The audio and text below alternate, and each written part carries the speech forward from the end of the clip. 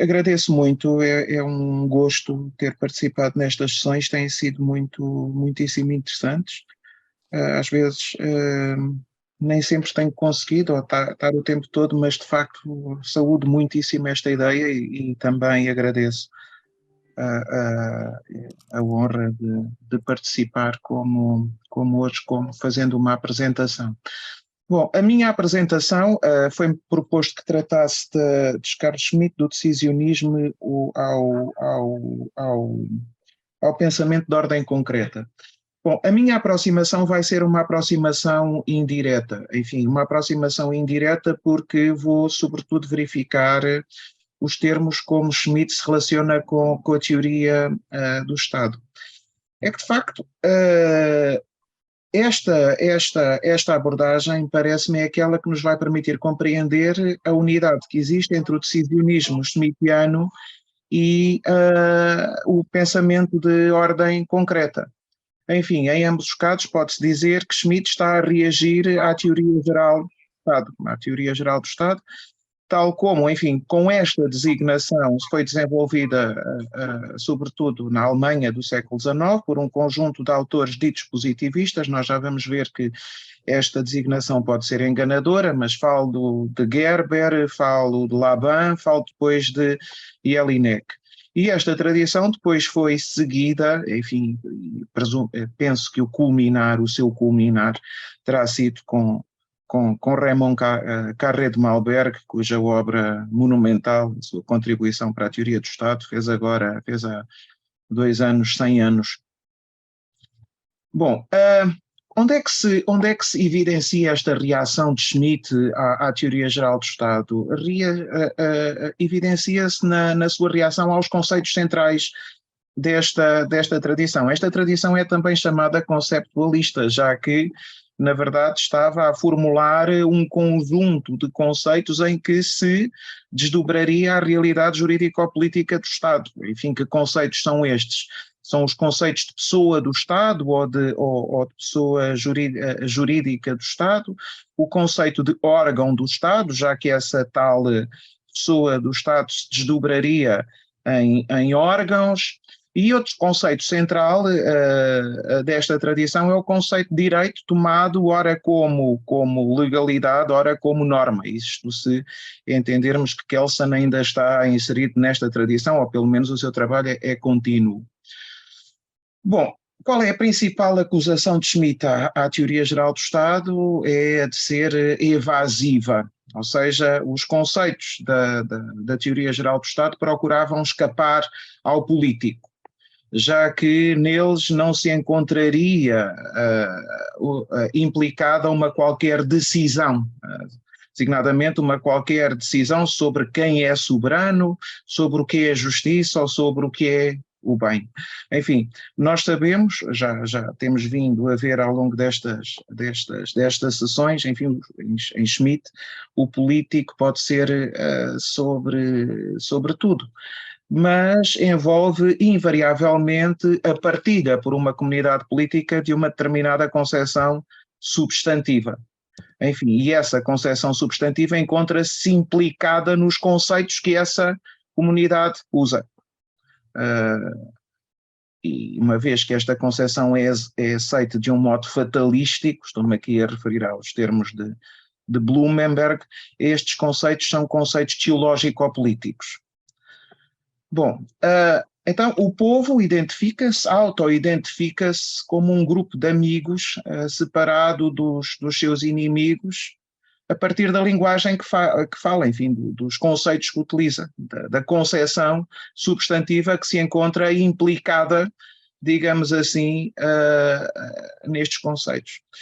Bom, tendo isto em mente, podemos dizer que não há verdadeiramente um corte entre o decisionismo que Schmitt defende nos anos 20 e o pensamento de ordem concreta que vai ser defendido nos anos 30, não é?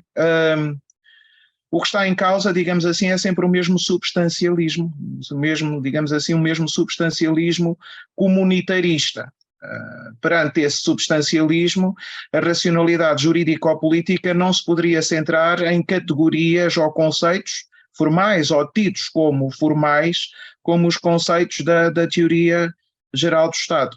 Enfim, estes conceitos teriam de serem relevantes, teriam de ter sempre uma relevância secundária ou acessória perante a racionalidade substantiva da comunidade. Chame-se ela uma racionalidade decisionista ou uma racionalidade de ordem concreta.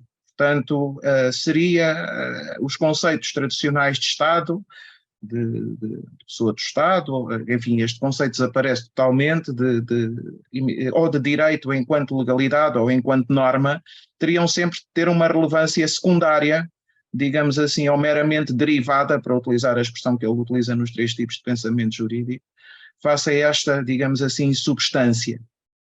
Bom, regressemos então ao cerne da crítica de Schmitt à tradição da teoria geral do Estado, tal como formulada na tradição que referi há pouco. E permita-se, enfim, de algum modo, uma defesa desta tradição do ataque que é desferido por Schmitt. Bom, como disse há pouco, o Schmitt acusa estes conceitos de serem evasivos. Enfim, de não terem, digamos assim, falando metaforicamente, não terem uma perspectiva neles envolvida. Bom, é verdade que nenhuma concepção substantiva, nenhuma decisão se encontra implicada nos conceitos da teoria geral do Estado. Mas tal não significa que lhes falte uma qualquer perspectiva. Enfim, diria, em termos mais ou menos reconstrutivos, que está aí em causa a ideia fundamental de que a linguagem jurídico-política, a linguagem constitucional, é uma linguagem que se destina a ser falada por pessoas a quem não é pedido, quando a falam, que se comprometam com qualquer concepção sobre o que é justiça, ou o que é o bem, ou mesmo quem é soberano. De resto, nem mesmo há um soberano nesta linguagem da teoria geral do Estado. O que há é soberania num sentido diferente.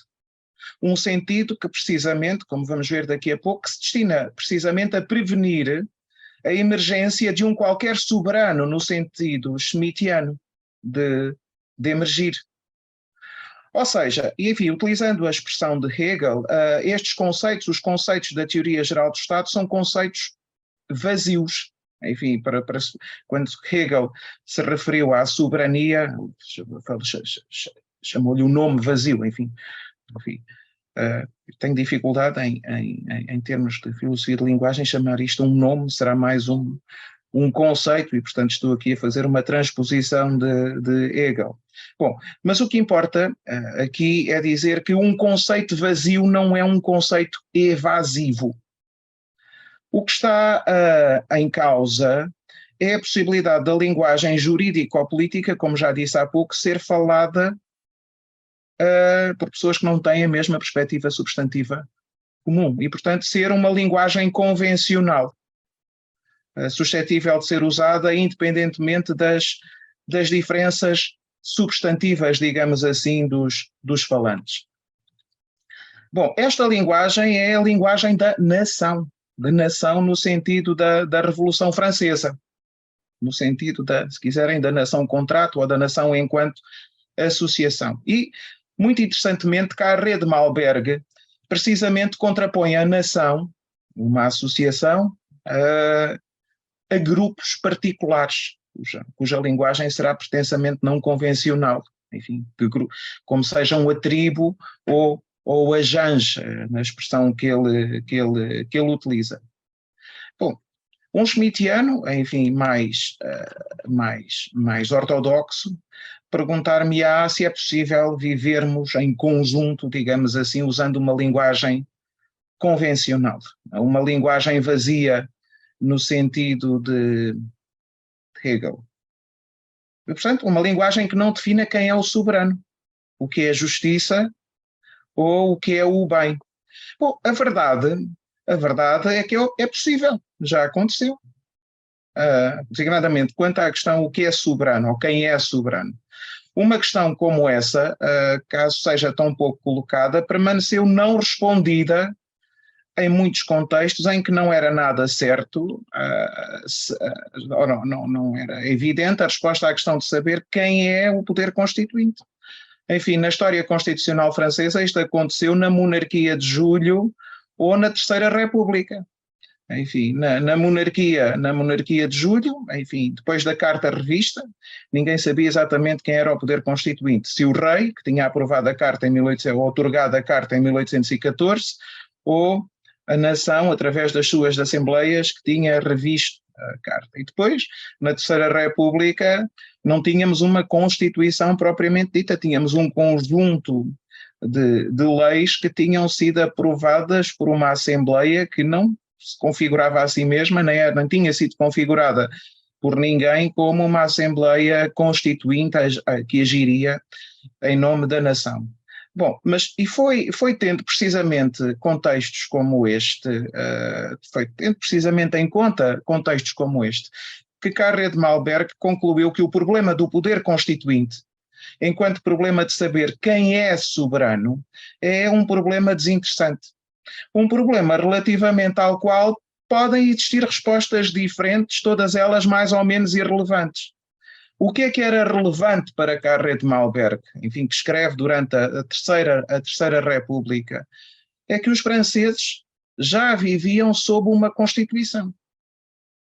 Portanto, neste sentido, podia-se dizer que os franceses eram uma nação soberana nos termos da Declaração dos Direitos do Homem e do Cidadão.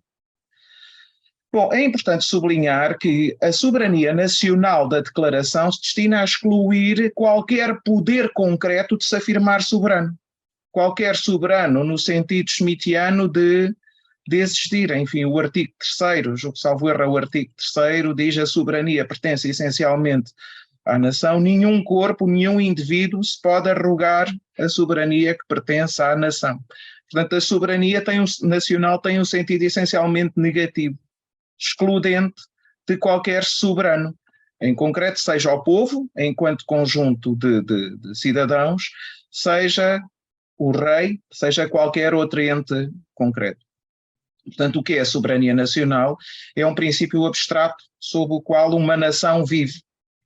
Não quando se encara a si mesma como enquanto vivendo acima da Constituição, ou como podendo decidir, em sentido schmittiano, em termos relativizadores da Constituição, se quiserem, em sentido jurídico ou positivo, mas quando vive sob uma Constituição, vive nos termos de uma Constituição com as características enunciadas no artigo 16 da Declaração dos Direitos do Homem e do Cidadão.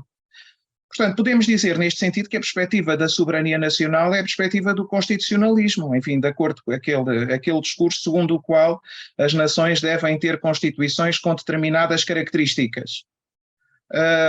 E neste sentido, reparem, é esse discurso, neste discurso, melhor dizendo, é a Constituição que predica a nação como soberana, não o contrário.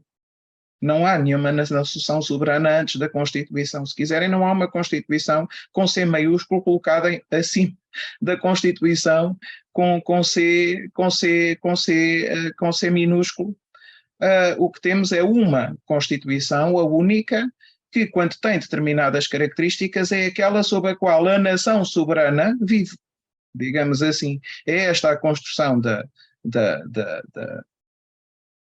Declaração dos Direitos do Homem e do Cidadão, e é esta, pelo menos tal como reconstruída pelos doutrinários de 1830, sobretudo durante a monarquia de Julho, enfim, que eram chamados assim porque o seu conceito de soberania era um conceito doutrinário, e eles precisamente perspectivavam uma situação em que não havia soberano, em que havia uma Constituição, e depois é esta a construção ou reconstrução que exemplarmente é feita por Carré de Malberg. É importante referir aqui que a linguagem da declaração é a linguagem da nação, digamos assim, e não de uma nação em concreto. E, portanto, é soberana qualquer nação que viva sob uma Constituição com aquelas características. E a linguagem, digamos assim, é uma linguagem convencional, digamos assim, é-o por convenção, digamos assim. E quando é que ela se transforma na linguagem de quando é que uma nação se torna uma nação em sentido convencional, digamos assim, precisamente quando vive sob essa Constituição. Eu devo dizer que isto não aconteceu com os franceses, não aconteceu com os franceses logo depois da Revolução, enfim, enfim, como sabemos, a Constituição de 1791 iria vigorar durante pouco mais de um ano, viria a acontecer sim, no momento em que os franceses viveram sob uma Constituição com aquelas características. Precisamente durante a monarquia de Julho, entre 1830 e 1875, e depois na Terceira República, entre 1875 e 1940. Não é possível viver assim, pelos vistos foi possível aos franceses viverem assim durante quase um século, e depois, na Terceira República, voltaram a viver assim, e na Quinta República voltam a viver assim, sob uma Constituição com determinadas características, em que a soberania não pertence a ninguém. O que temos é um conceito, digamos assim, um conceito de soberania, um conceito de pessoa jurídica do Estado, um conceito de órgãos do Estado e também conceito de direitos. E, portanto, quando é que a nação é soberana? Quando usa a linguagem jurídico-constitucional, quando este vocabulário, quando estes conceitos, que são conceitos constitutivos, são conceitos que não se referem a objetos existentes independentemente deles, efetivamente são conceitos que presidem a uma vida coletiva. E isto aconteceu, e enfim, e é precisamente isto, enfim, o que está em causa na Teoria Geral do Estado de Carré de Malberg. O que está em causa é a observação de que os franceses, ou outras nações, são um Estado soberano no sentido da declaração. A França é um Estado soberano no sentido da declaração. Os franceses vivem sob uma Constituição, são uma nação soberana na medida em que usam o vocabulário jurídico ou constitucional. Usam este vocabulário que é por convenção, reconhecem a autoridade a uma pessoa do Estado dividida em órgãos, têm as leis aprovadas pelos seus representantes como direito e invocam direitos nas suas relações. Este é o seu vocabulário. E dentro desta linguagem ninguém é soberano no sentido schmittiano. E mais, esta linguagem pode-se dizer vazia, já que nela não está implicada uma determinada concepção de bem ou uma determinada concepção de justiça. Está implicada uma concepção jurídico-política cuja intencionalidade é precisamente permitir a vida em conjunto, digamos assim, de uma associação, de uma nação que é uma associação. A vida em conjunto, se quiserem, nas diferenças. Bom, eu comecei por referir há pouco que a Teoria Geral do Estado, antes de Carré de Malberg, começa com começa com Hobbes, pois nós devemos de ir a Hobbes, porque precisamente os conceitos centrais estes conceitos centrais são conceitos que herdados de Hobbes. A pessoa fictícia do soberano transforma-se na pessoa jurídica do Estado, o direito continua a ser legalidade e, portanto, iremos a Hobbes depois. Mas depois temos no século XIX os autores, enfim, mais comumente associados à teoria geral do Estado.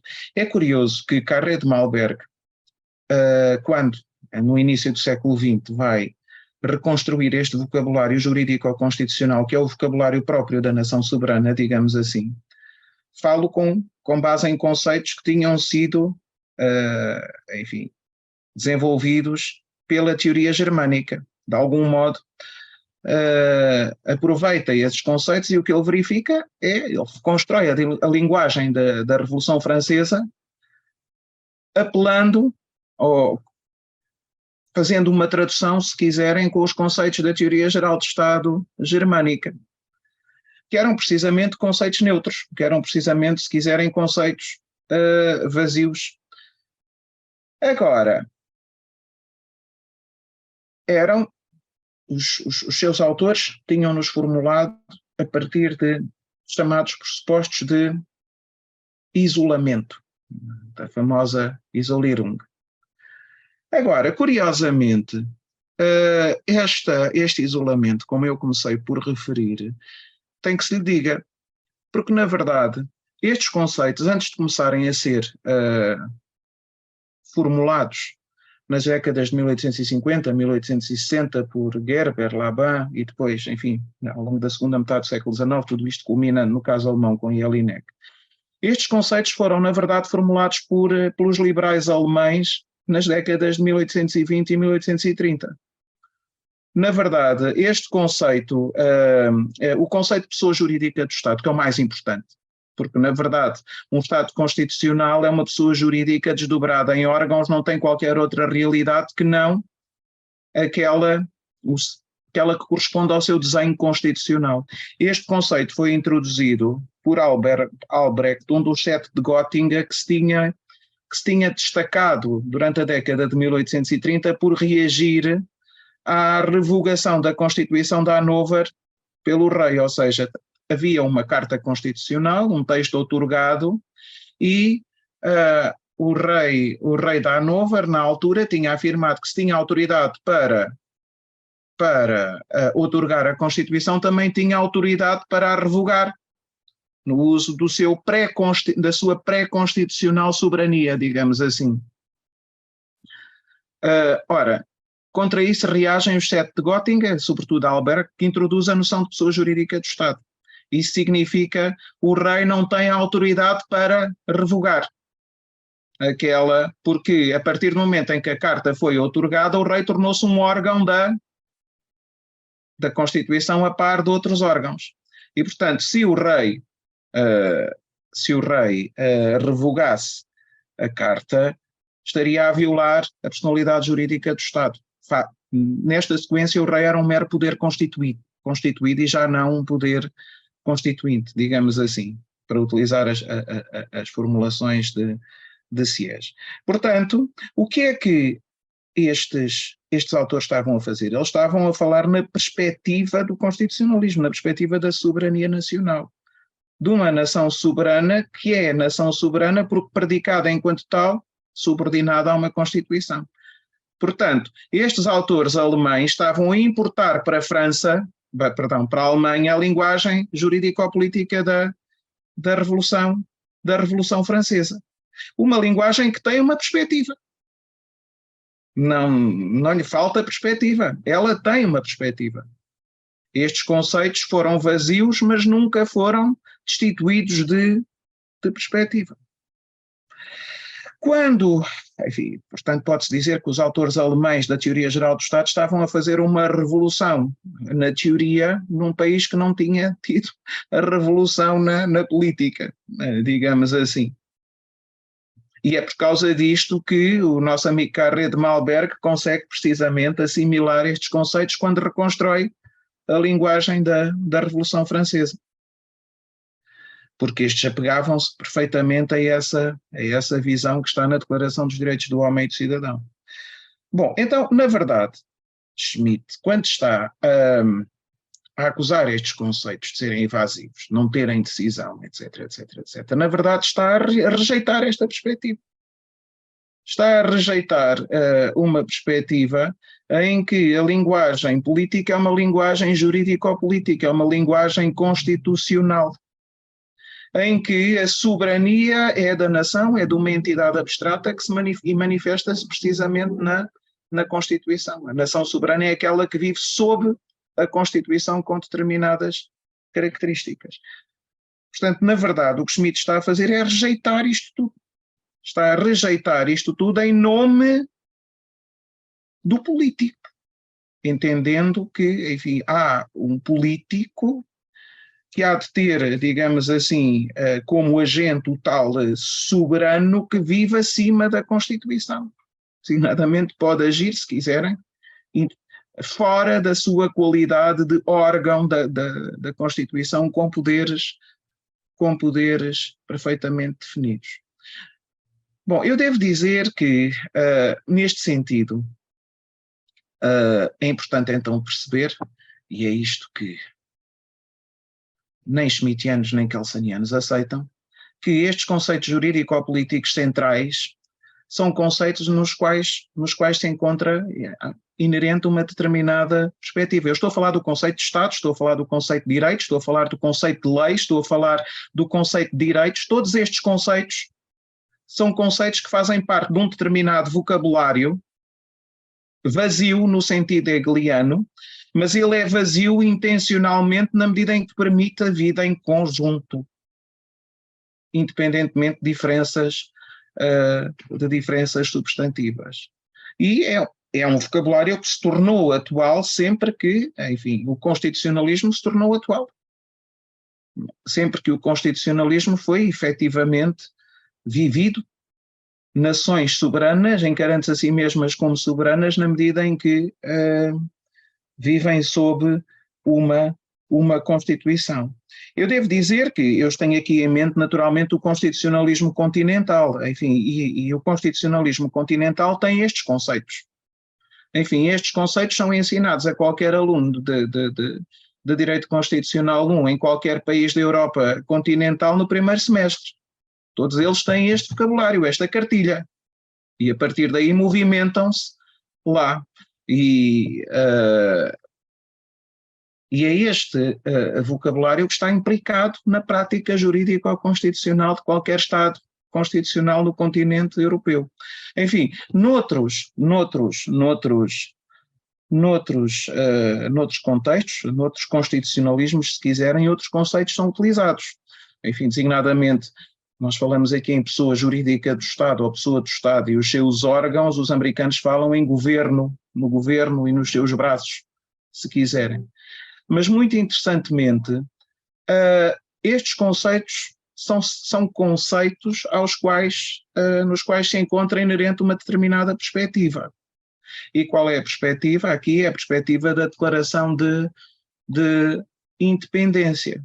Muito interessantemente, por exemplo, a palavra governo é utilizada na Declaração de Independência quando estabelece que os governos são instituídos entre os homens para assegurar certos direitos e os seus justos poderes derivam do consentimento dos governados. É qualquer coisa assim.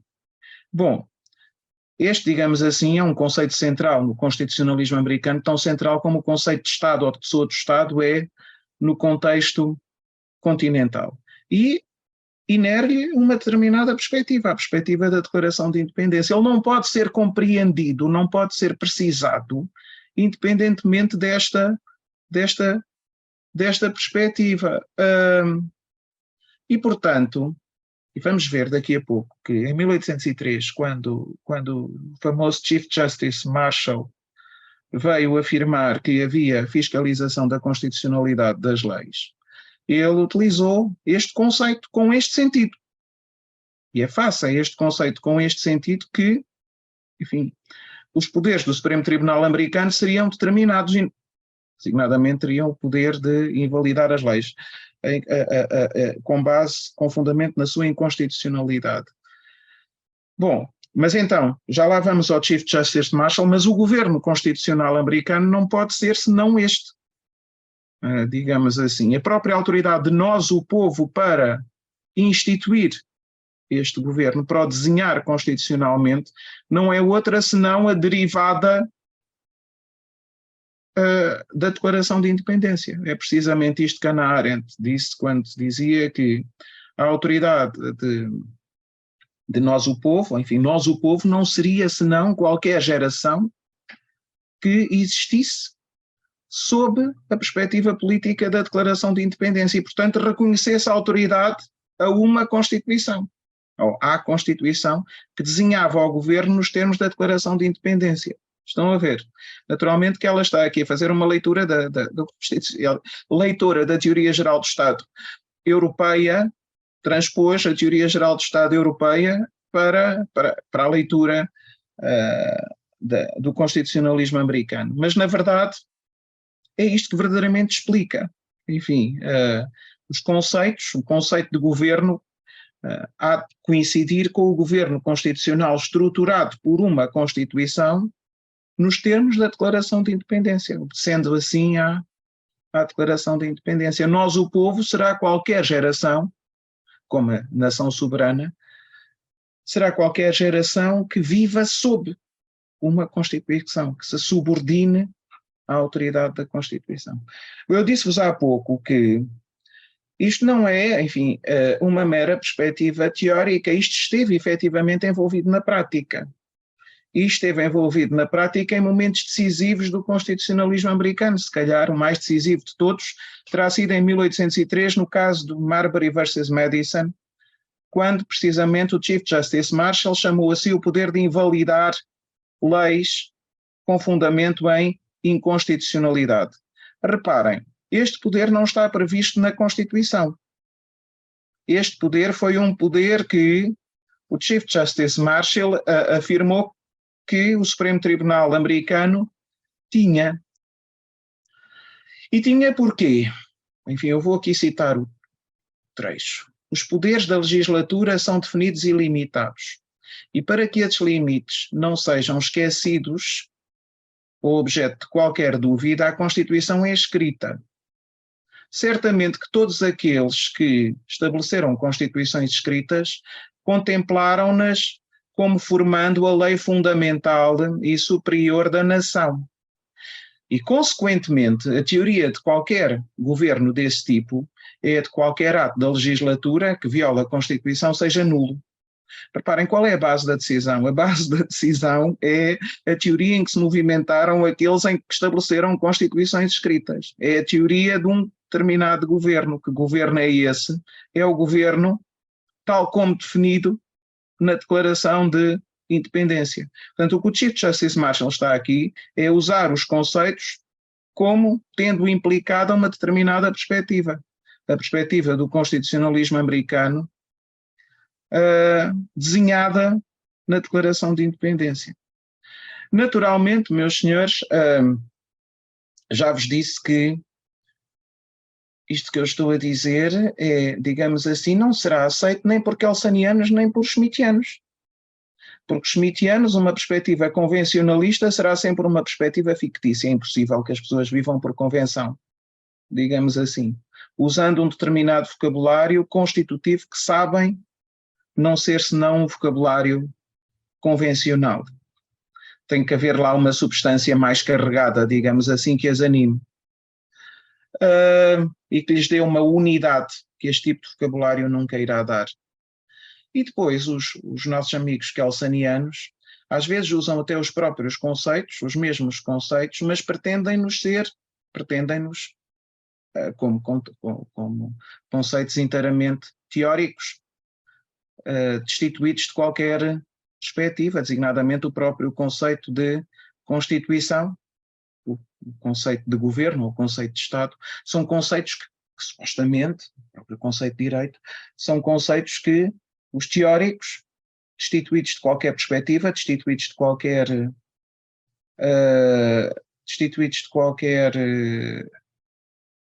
enfim, pressupostos, poderão definir. Naturalmente que isto é uma ficção. Estes conceitos têm uma perspectiva e não são suscetíveis de serem entendidos independentemente da perspectiva, independentemente do vocabulário de que fazem parte e que obedecem a uma determinada perspectiva, a perspectiva do constitucionalismo. Naturalmente, quando eu discuto isto com kelsanianos ou com analíticos, eles dizem, então, mas a Rússia não é uma pessoa jurídica? O presidente da Rússia não é um órgão no qual a pessoa jurídica está dividida, digamos assim, a par de outros órgãos.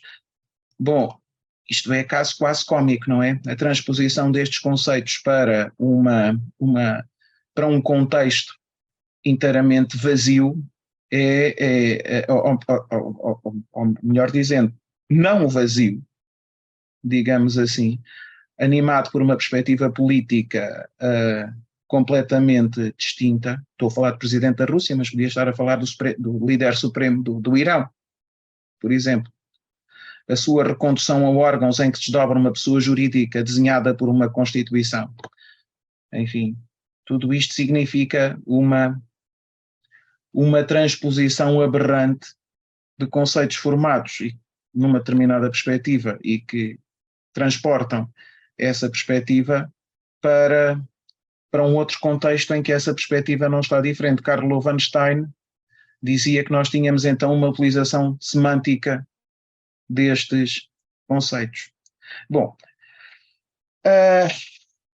o que interessa aqui é dizer que quando estes conceitos são efetivamente utilizados por juristas de direito constitucional, ou por políticos, ou por qualquer outra pessoa que se refira ao Presidente da República português como órgão do Estado português, ou à Assembleia da República como órgão do Estado português, esta pessoa está, evidentemente, a transportar uma determinada perspectiva, a perspectiva implicada neste conceito.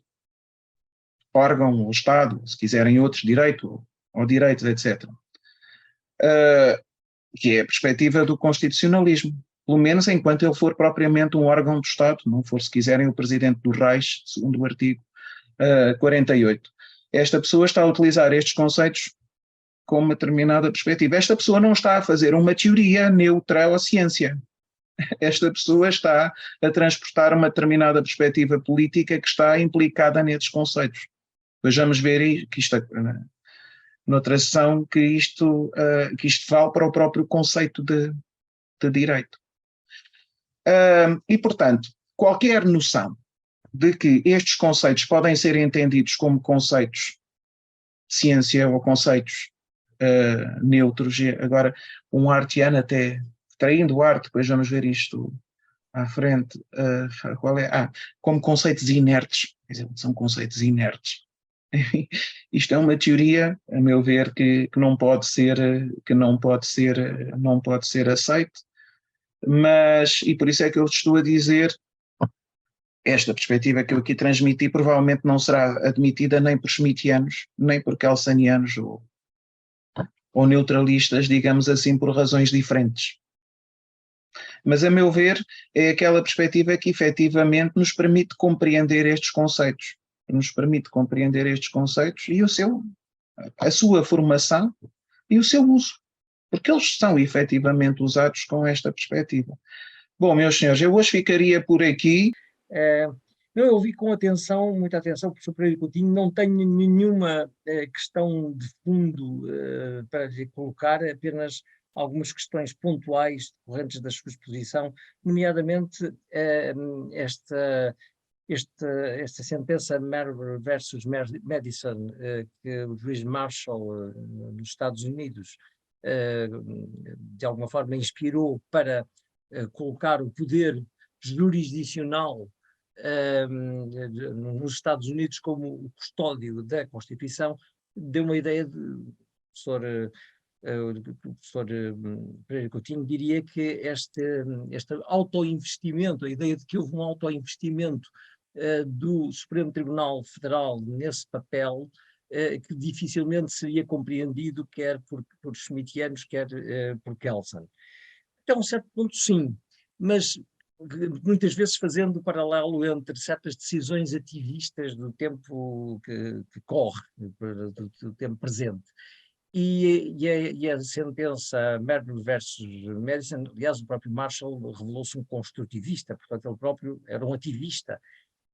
Mesmo assim, havia uma relação, não sei se concorda com isso, uma relação de coerência no raciocínio precisamente de Marshall, porque havia um amparo jurídico positivo na ordem constitucional e também em alguma tradição dos tribunais coloniais, a doutrina Cook, por exemplo, importada do Reino Unido. Mesmo durante o absolutismo, o juiz Cook entendeu que os tribunais tinham a faculdade de invalidar normas que ofendessem princípios gerais de common law. Depois, mais tarde, essa doutrina foi abandonada no Reino Unido, mas foi aplicada pelos tribunais coloniais. Portanto, a ideia de hierarquia entre normas e dos tribunais como órgãos de controlo tinha uma base nos Estados Unidos antes da própria independência. Isso é o background histórico, por assim dizer. Mas a própria Constituição norte-americana diz-nos que os atos jurídicos e as leis devem respeitar a Constituição. E os tribunais têm uma função, no fundo, de garantir a legalidade, de aplicar, no fundo, de dar a aplicação efetiva às leis. Ora, se assim é, a nível, quer dizer, todos os tribunais teriam a faculdade de, havendo uma contradição ou de uma colisão entre higher law, a Constituição, e direito menor, dar aplicação precisamente à Constituição, ou seja, desaplicar o direito contrário à Constituição. E, aliás, o sistema difuso implica isso mesmo, na sua origem, quer dizer, uma desaplicação. Claro que depois há uma construção jurídica que foi feita por Marshall, e já sabemos que tudo isto teve um pretexto político, esta construção teve um pretexto político, mas criou-se, de facto, a partir daí, digamos, toda uma teorização jurídica que conferiu ao judiciário este mesmo papel de custódio, com a possibilidade de declarar null and void as normas, as leis inconstitucionais. Claro que este null and void é uma expressão histórica que nem tem uma tradução concreta na realidade. Na verdade, o que se trata é de uma desaplicação, e de uma desaplicação que depois, mais tarde, é imposta por via do precedente. Mas isto para dizer que, que na teoria kelsaniana não me choca, digamos, uma conjunção entre a doutrina Marshall, neste seu ativismo, apesar de tudo amparado normativamente, e não parece haver um abismo entre esta construção e a construção kelsaniana, que depois mais tarde também entrou dentro da mesma linha através de tribunais especiais. Já com Schmitt a situação obviamente é diferente, e isso aliás tem a ver com a intervenção que me foi proposta. Schmitt sempre criticou o facto de o controle da constitucionalidade ser atribuído precisamente aos tribunais, não é? E entendeu que isto daria origem a um Estado judicial, mas isso é outra temática. Portanto, eu concordo parcialmente que com Schmitt de facto existe aqui uma clivagem, não tanto com Kelsen, mas isto para dizer que, no meu entender, esta sentença que investe os tribunais neste poder de controle, e especialmente o Supremo Tribunal Federal, quer dizer, não foi um ativismo vindo do nada, tem, apesar de tudo, uma base histórica e uma base lógica na própria Constituição. Isto é a primeira.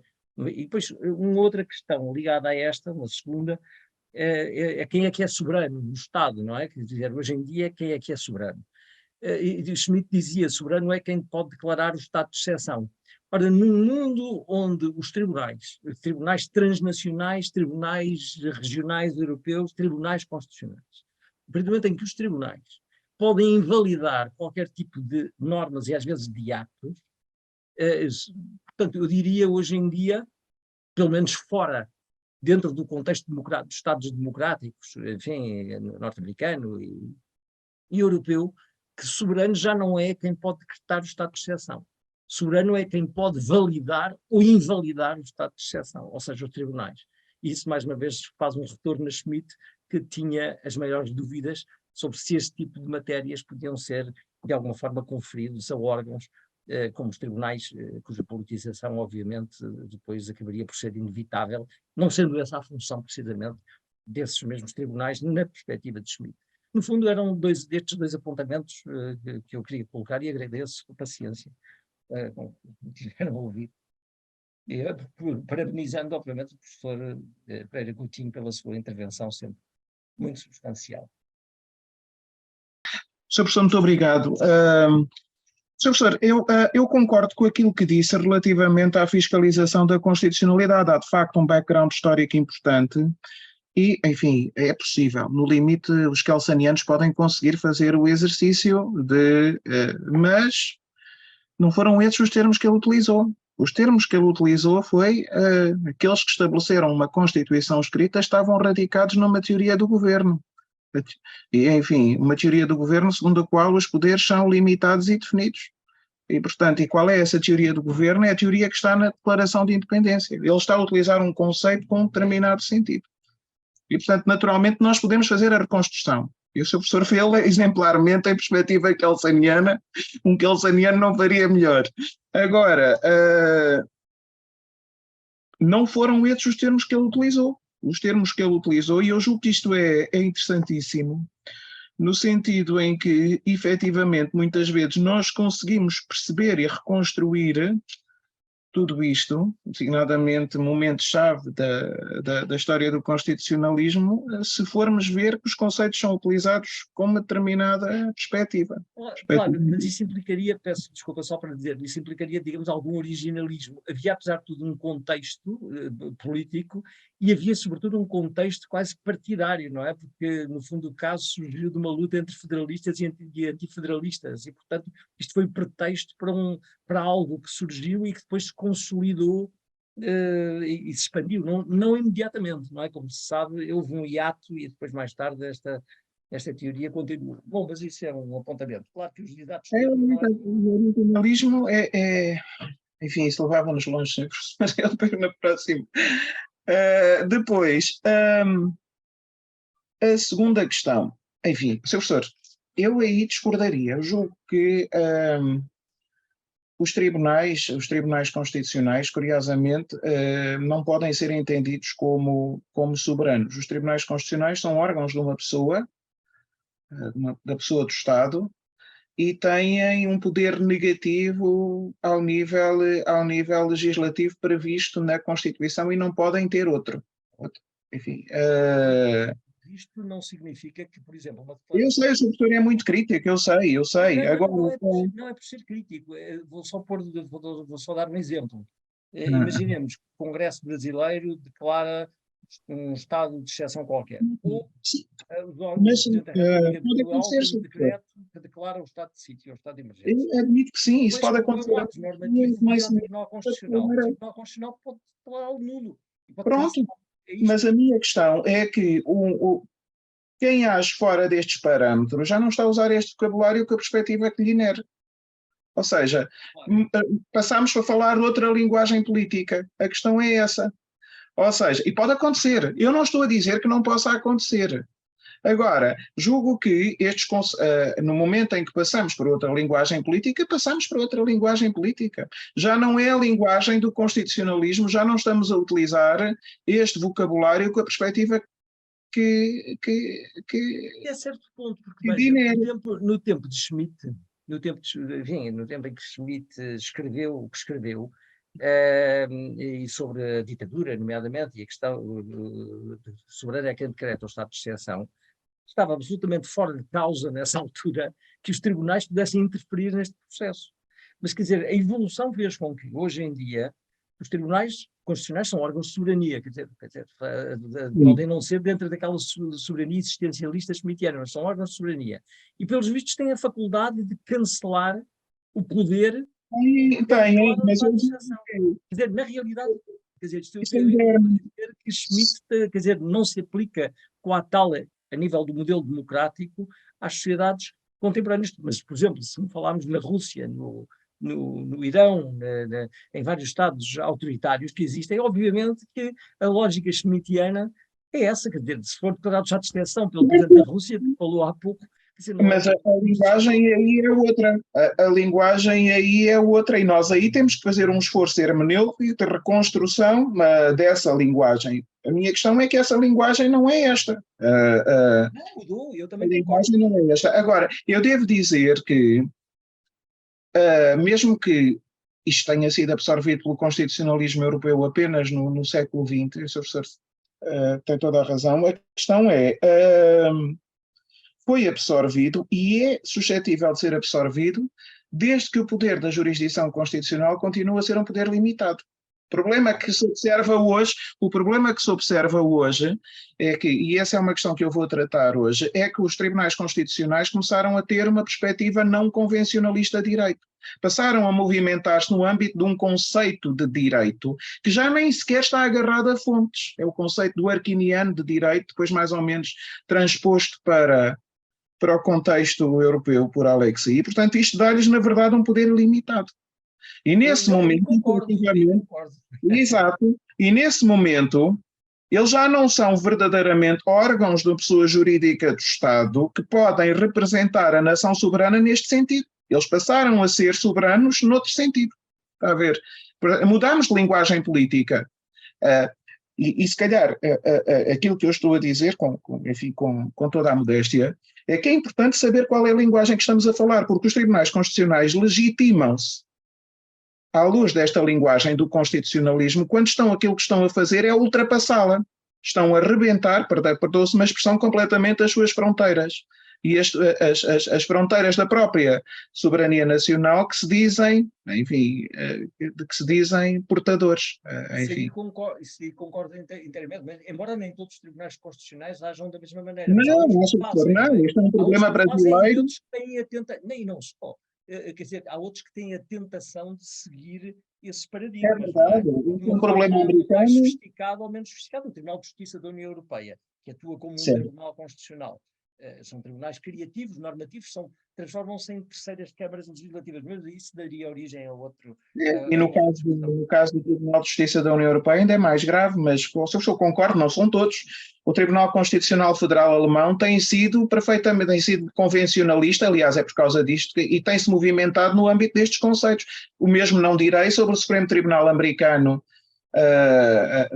da era Warren ou sobre o Supremo Tribunal brasileiro neste momento. É gravíssimo. Professor, é gravíssimo, mas esse é um problema de dissolução do vocabulário jurídico-constitucional que nós só poderemos compreender se efetivamente percebermos qual é a perspectiva implicada neste vocabulário. E, portanto, agora, eu não contesto que podemos estar a mudar de linguagem, isso é possível. Podemos mudar de linguagem, agora já não é esta. E o que é mais curioso... Aí vamos para o Estado Judicial também preconizado por Schmitt. Esse era o meu tema. Se de facto estamos ou não a caminho de um Estado judicial. Podemos estar, mas agora eu julgo que é importante que se perceba que estamos. Porque, Sr. Professor, a minha convicção é que quando estamos, os tribunais já não vão se dar as liberdades que se estão a dar. Porque neste momento eles legitimam-se num vocabulário que não lhes permite fazer aquilo que fazem. É essa a questão. Concordo inteiramente. Muito obrigado.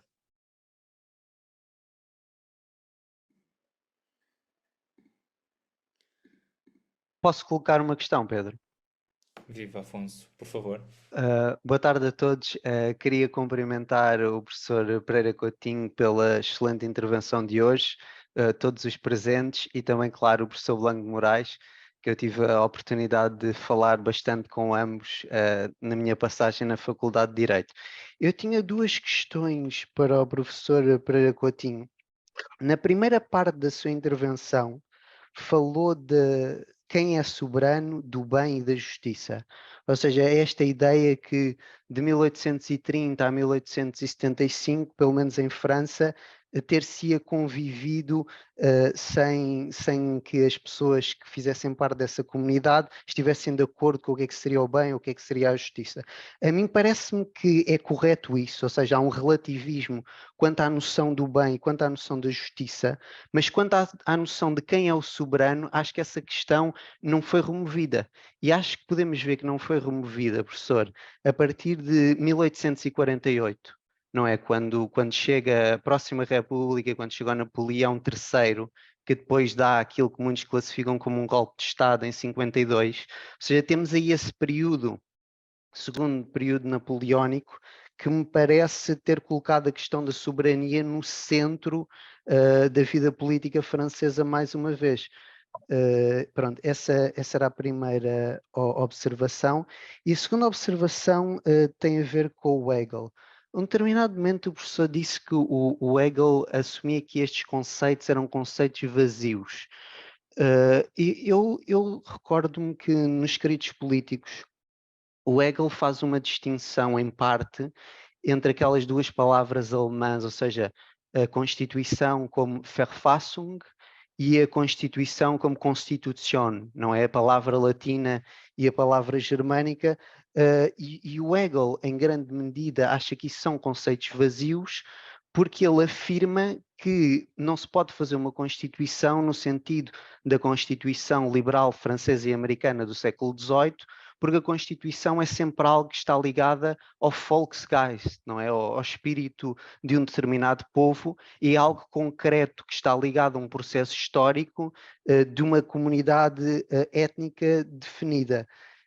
E tendo em conta isso, parece-me que na Alemanha, na Prússia e depois da unificação da Alemanha pelo Bismarck em 1870 e 1871, temos uma abordagem que em alguma medida é hegeliana, pelo menos hegeliana pela interpretação que o Preter Rossi faz no seu recente livro Teologia Política e Direito. Ou seja, temos uma monarquia constitucional na Alemanha, mas não é uma monarquia constitucional liberal como a compreende, por exemplo, a Inglaterra, porque é aquela ideia que o rei, em última instância, é um órgão entre os outros órgãos, mas ao mesmo tempo está acima. Ou seja, o rei na Alemanha continua com uma força de veto que é inimaginável em Inglaterra, por exemplo. Obrigado. Muito obrigado, Afonso. Bom, tem toda a razão. Em 1848 reemerge o discurso da soberania popular. Mas precisamente quando reemerge o discurso da soberania popular, desaparece o discurso da soberania nacional. O discurso da Declaração dos Direitos do Homem e do Cidadão é posto em causa em 1848 e depois volta a ressurgir em 1875. A questão é essa: os franceses foram uma nação soberana nos termos da Declaração dos Direitos do Homem e do Cidadão durante o período em que aceitaram viver sob uma Constituição em que ninguém é soberano. Nem o rei, nem o povo, nem o imperador. Durante os períodos em que isso não aconteceu, viveram sob uma outra linguagem política. E, portanto, ao abrigo de outro vocabulário. Depois, a questão de Hegel. A questão de Hegel é uma questão muito complicada, não é? Porque nós temos diferentes leituras de Hegel. Bom, eu sobre a questão do o vazio, ele utiliza a expressão na fenomenologia do espírito para se referir à soberania. E, portanto, é só nesse sentido, e depois acabo por fazer aqui uma transposição. Hegel não se poderia estar a referir aos conceitos da teoria geral do Estado, enfim, estava-se a referir aos conceitos jurídico-políticos modernos. Se quiserem, o conceito central será o conceito de soberania. Agora, depois, naturalmente, que os hegelianos de direita afirmaram sempre que tinha que haver uma Sittlichkeit, se quiserem, uma eticidade a estar subjacente à experiência política. Eu não sei, enfim, ao mesmo tempo eu diria que o Hegel, e sobretudo o Hegel da fenomenologia do espírito, era aquele que dizia que os franceses não estavam preparados para a revolução porque a linguagem da revolução não se tinha transformado em eticidade e, portanto, nós temos que saber que tipo de eticidade é que nós estamos a falar. Aquilo que Hegel estava a falar era de uma eticidade caracteristicamente moderna que os franceses não tinham e que se calhar os alemães poderiam vir a ter. E, portanto, a nova pátria da Revolução poderia ser a Alemanha, aquilo que a França nunca teria sido. E, portanto, eu diria que ele está aqui a dizer que há uma determinada perspectiva ética, uma perspectiva ético-política moderna que não tinha sido atualizada em França, uma vez que a França tinha falhado. Isto não significa, na minha perspectiva, de maneira nenhuma, que ele estivesse a falar numa Sittlichkeit germânica ou folkish, ou fosse lá o que fosse. Isto não está em Hegel. Por muito é a diferença entre os hegelianos de esquerda e direita, não é? Que em alguma medida o professor tende a ler o Hegel num sentido menos étnico, ou menos essa Sittlichkeit sendo algo mais vago e que não remeta diretamente para a Alemanha. É muito preciso, é a eticidade jurídico-política moderna. É a eticidade jurídico-política moderna que parte de Baudin, continua em Hobbes e se afirma no constitucionalismo moderno. Isto não é nada trivial, Afonso. Isto não é nada trivial. E nós podemos reagir contra ela, mas não vamos destituí-la da sua extraordinária carga. E, enfim, o extraordinário conseguimento jurídico-político que ela conseguiu ser e efetivamente vivendo em práticas que efetivamente às vezes foram transitórias, por exemplo 1830 a 1848 foi transitório, mas a partir de 1875 só foi interrompido pela ocupação. Eu queria pedir-lhe uma precisão tendo em conta exatamente isso, professor. Ou seja, na primeira resposta pareceu-me que fez uma diferenciação entre a soberania nacional e a soberania popular. Ou seja, toda uma diferença de soberania do povo e soberania de um corpo concreto. É um conceito smithiano. A soberania nacional é um conceito que a teoria de Schmitt não consegue apreender. A soberania nacional é uma soberania abstrata que se manifesta numa Constituição na qual não há soberano. Enfim, não há soberano em concreto. Está a ver? E, portanto, há uma diferença fundamental de perspectiva. E já agora, o Afonso falou, o rei estaria acima num determinado discurso chamado de direito político pré-constitucional, contra o qual a teoria geral do Estado precisamente reage. A teoria geral do Estado, ao reconduzir o Estado a uma pessoa jurídica que se desdobra em órgãos, está precisamente a traduzir uma perspectiva que reage a essa perspectiva germanista, se quiser, ou monárquica, do rei enquanto soberano face a um direito político pré-constitucional que estaria acima da própria Constituição. E, portanto, é exatamente isso. Eu acho que a questão-chave, o professor tocou exatamente nela, é a questão da Sittlichkeit. É como é que compreendemos essa tal eticidade no Hegel e até que ponto é que é possível ela estar assente numa realidade que não é histórico ou material. Mas obrigado. Mas eu só diria aqui uma coisa, Afonso, é que ela se torna histórico-material. Esta perspectiva só vinga quando se atualiza. Esta perspectiva vinga quando se atualiza. Quando uma nação se perspectiva a si mesma como nação soberana que vive sob uma Constituição. A atualização desta perspectiva não foi fácil. Isto falhou em França, em 1791 falhou, em Portugal em 1822 falhou, se calhar em Portugal em 1910 falhou. Esta eticidade jurídico-política moderna não se possibilita se não for uma eticidade que ganha, se quiser, que se atualiza no sentido hegeliano. Em França ela atualizou-se entre 1830 e 1848, depois voltou a atualizar-se em 1875. Em Portugal, se calhar, nunca se atualizou, e não sei se será atualizado depois, à luz de uma Constituição de 1976, revista, enfim. Podemos aqui ter muita coisa, mas a ideia é que isto não é uma eticidade que possa... É uma eticidade no sentido hegeliano. Ela tem que ser uma Sittlichkeit viva. Ela tem que estar viva. Se ela não estiver viva, o Estado Constitucional não se possibilita. Ou este vocabulário é efetivamente falado, ou este vocabulário está efetivamente presente, ou então isto não existe, não tem existência. Portanto, não está aqui a ser proposta uma ideia de filosófico-política, está aqui a ser uma proposta sobre o constitucionalismo enquanto discurso que se atualiza. Podemos ter a observação histórica que se atualizou. A ideia fundamental da contribuição do Carrete Malberg é este vocabulário atualizou-se. Não sei se vou baixar um pouco a fasquia, mas antes de mais queria desejar as rápidas melhoras ao professor Carlos Blanco de Moraes, Obrigado. ao professor Luís Pedro Coutinho, agradecer pela clarividência da exposição e pelo caráter sistémico da mesma. Mas queria relembrar ou trazer para aqui, para a discussão, algo que Chantal Mouffe apresenta no Regresso do Político, em que ela recupera a obra de Michael Oakeshott, On the Human Conduct,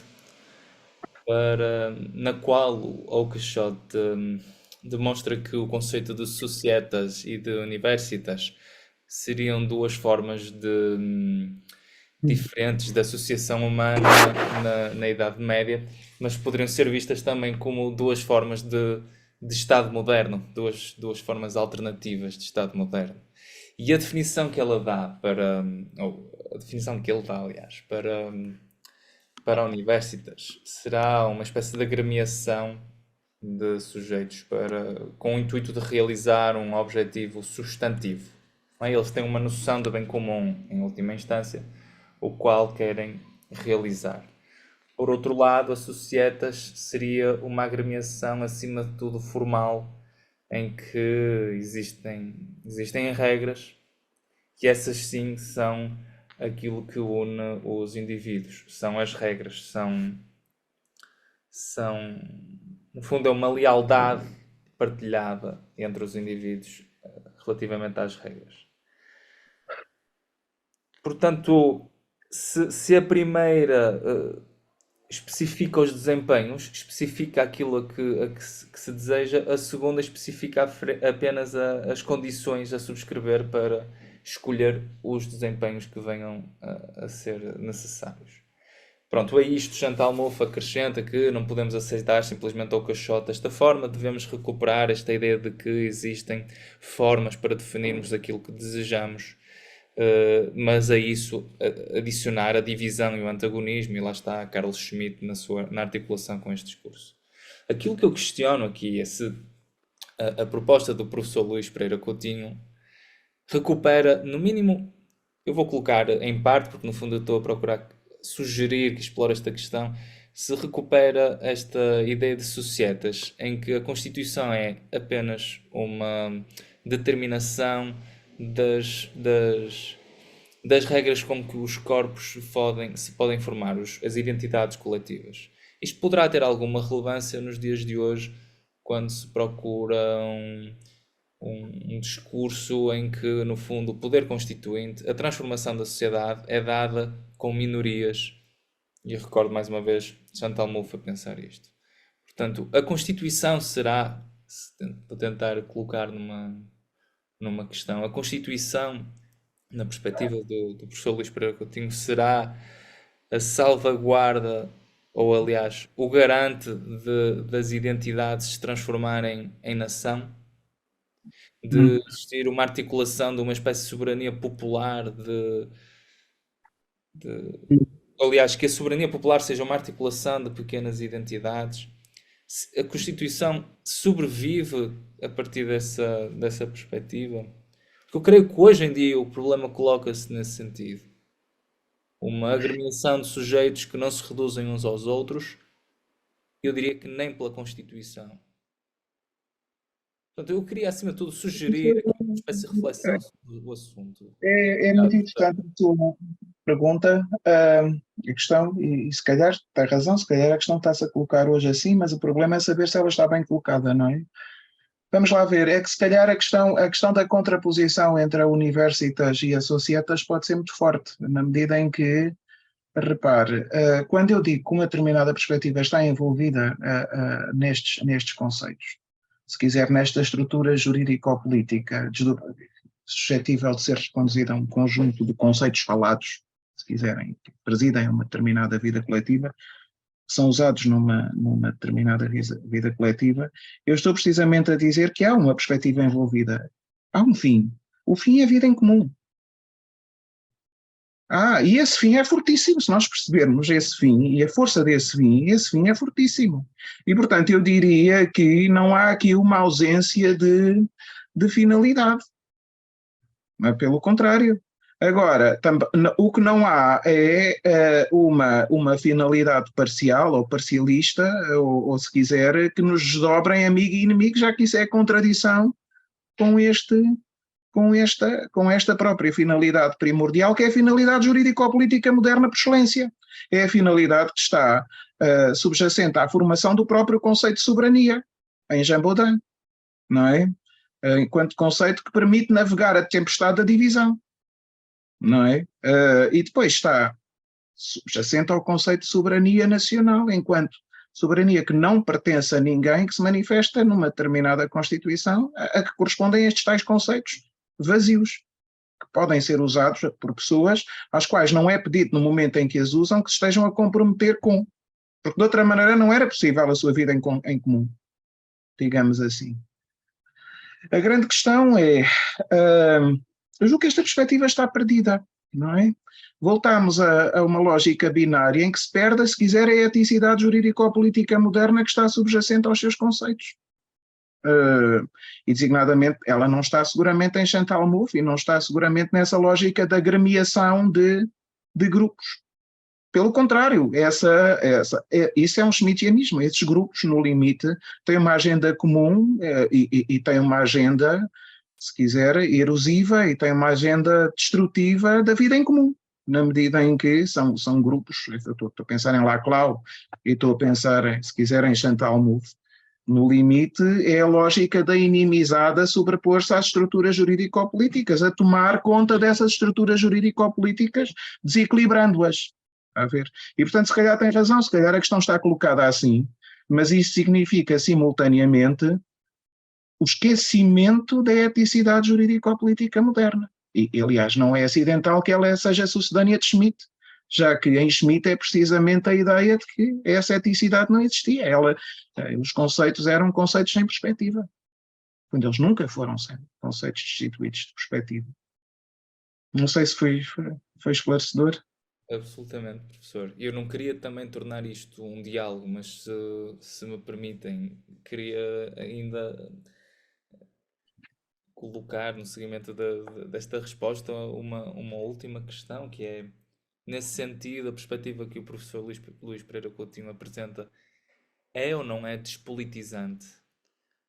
Aprofunda ou não aprofunda aquele caráter de pós-democracia que Chantal Mouffe apontava, em que as nossas instituições vivem uma dificuldade de realmente sobreviver, em que as instituições estão em crise, enfim, todo aquele jargão que nós conhecemos da crise da representatividade, ou da representação, aliás, da crise,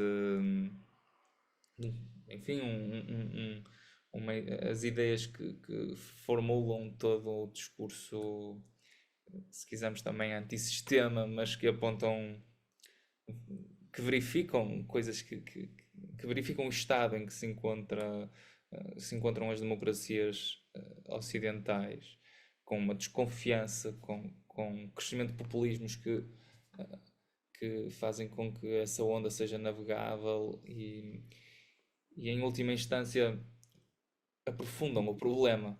Portanto, eu não sei se... Eu queria questionar se lhe parece que despolitiza ou não.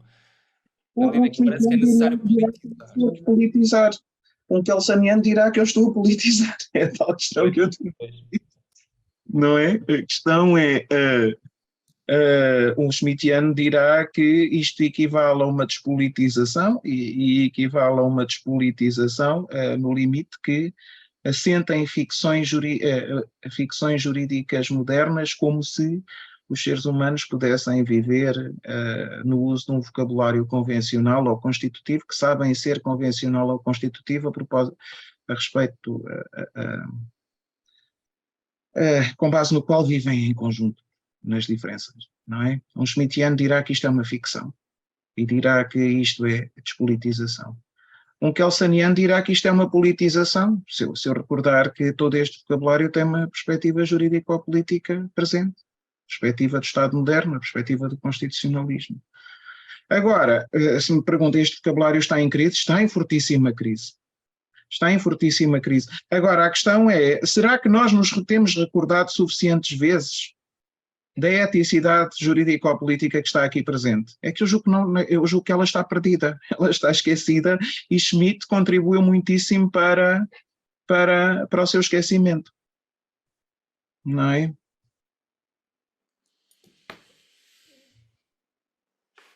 Não é por acaso que ele nos disse que o dia 30 de janeiro de 1933, ou qualquer coisa, era o dia em que Hegel morreu. Porque, de facto, tem sido muito difícil. Professor, se me permite, ele depois, umas linhas logo a seguir, diz que aquilo que morreu no Hegel era aquilo que era transitório, e depois avança que aquilo que é alemão e eterno, alguma coisa deste género, não me lembro bem, no Hegel, não morreu nem nunca morrerá. Bem, mas olha que ele, como pode imaginar, eu estava-me a referir àquilo que não era alemão, àquilo que era universal, e portanto...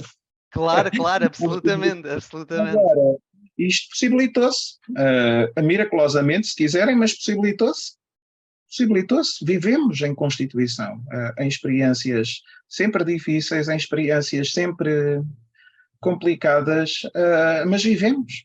Não é extraordinário que vivamos, porque um schmittiano não consegue explicar 1830, 1848, 1875, 1940, não consegue. Também não consegue explicar 1976, 2024. Não consegue. Isto sai completamente fora dos quadros schmittianos. E, portanto, todas estas experiências, na sua débil perspectiva, afinal de contas, possibilitaram-se.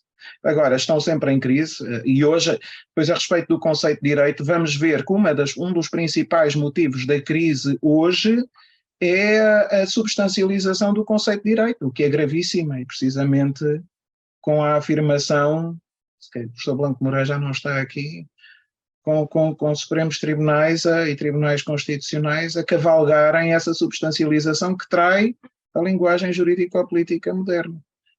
E, portanto, são sempre transitórias, esta linguagem é uma linguagem difícil, se quiserem, cuja atualização é quase um milagre, mas aconteceu. Eu só diria uma coisa a respeito da força política desta linguagem, porque ela, apesar de tudo, tem força. Reparem a reação das democracias ocidentais à invasão russa da Ucrânia. O que é que pode justificar isso, se não, precisamente, a percepção de que o que está ali em perigo é a linguagem jurídico-política moderna, neste momento, sob ataque de outra linguagem? É isso que está em causa. E, portanto, esta linguagem possibilitou-se e tem força, tem uma força extraordinária. Incompreensível para os schmittianos, mas tem. Eu acho que em grande medida aquilo que se manifesta, mais do que a linguagem jurídico-política moderna, é uma concepção liberal, ou seja, é uma vivência liberal das sociedades. O Afonso, não me parece que seja essa a melhor leitura, a vivência liberal, enquanto vivência totalmente destituída de compromisso, não justifica esta reação.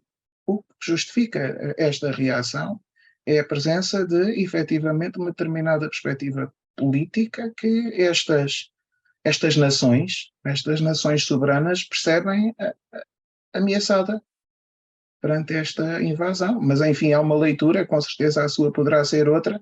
Eu só direi que tenho dúvidas sobre a sua leitura, porque esta linguagem é uma linguagem que merece adesão.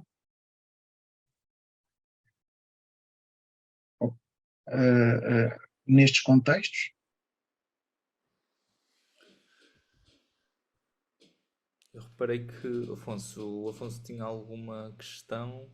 Não, se não houver mais questões, eu tinha mais. Não quero monopolizar a palavra, não quero chatear demasiado o professor Pereira Coutinho, mas como estas trocas são sempre bastante benéficas para o meu percurso investigativo. Já estou habituado aqui ao Afonso, pelas nossas belas aulas, portanto.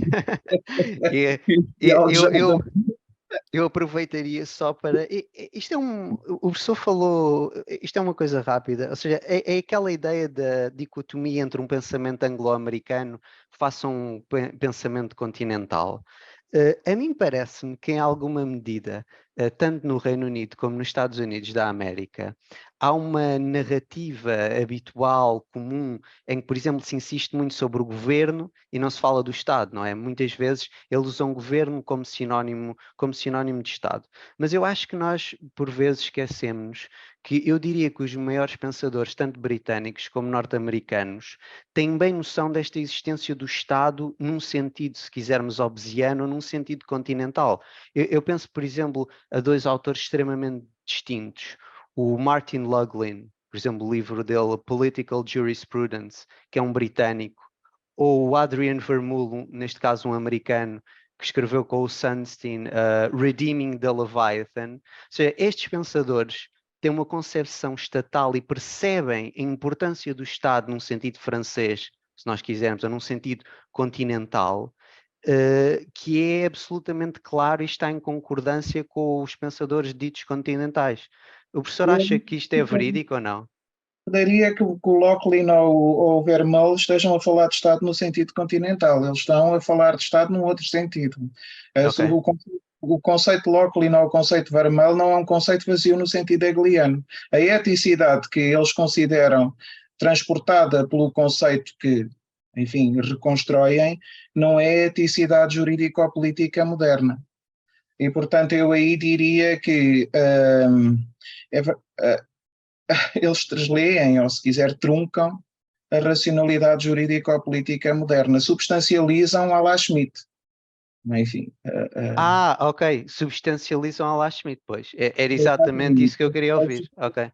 O Schmitt era mais honesto, porque o Schmitt sabia do que estava a falar e, enfim, subordinava o Estado ao político, não é?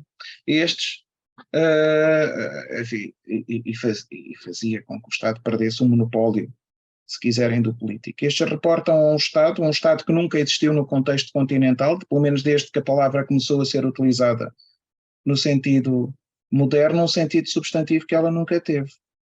Agora, depois, os conceitos britânicos e americanos são diferentes. Agora, os britânicos, os americanos usam governo, os britânicos usam o rei no parlamento. Enfim, que é um conceito muito, muito político, muito jurídico-político, e depois nós vamos ver. E o rei no parlamento é a pessoa fictícia do soberano no sentido hobbesiano. Depois nós vamos ver isso. Portanto, Hobbes está lá inteiramente presente, ainda que a palavra Estado não seja usada, mas também não era usada em Hobbes. Mas é usada a expressão o rei no parlamento, e isto equivale à pessoa fictícia do soberano. Excelente, obrigado, professor. Por contrato.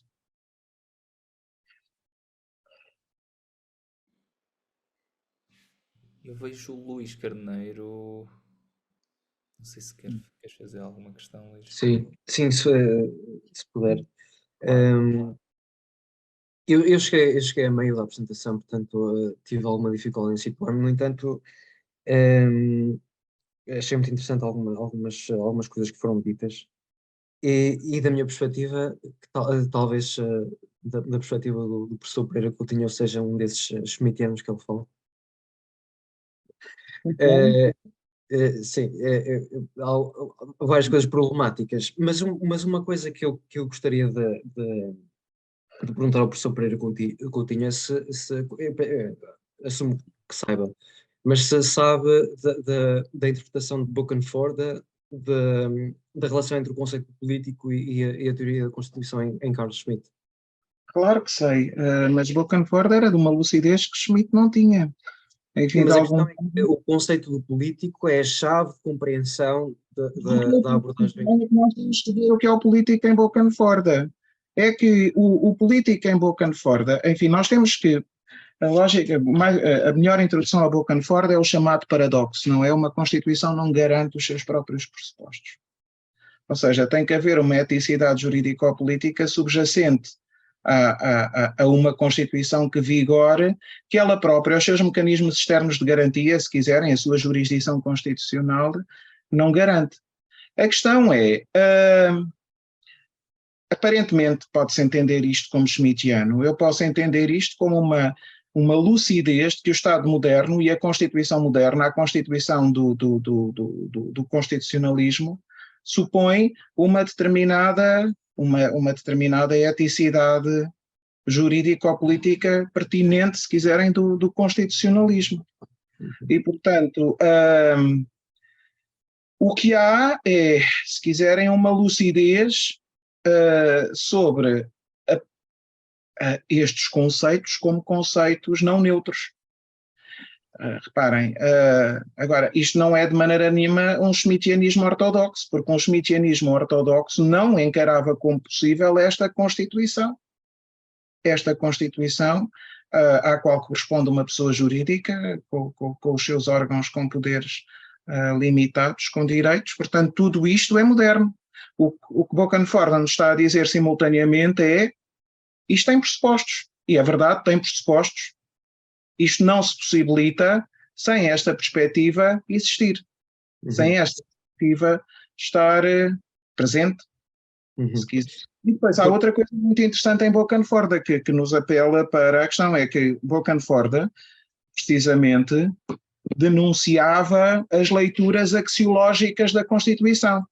As leituras que lhes faziam corresponder valores políticos, eticidades noutro sentido.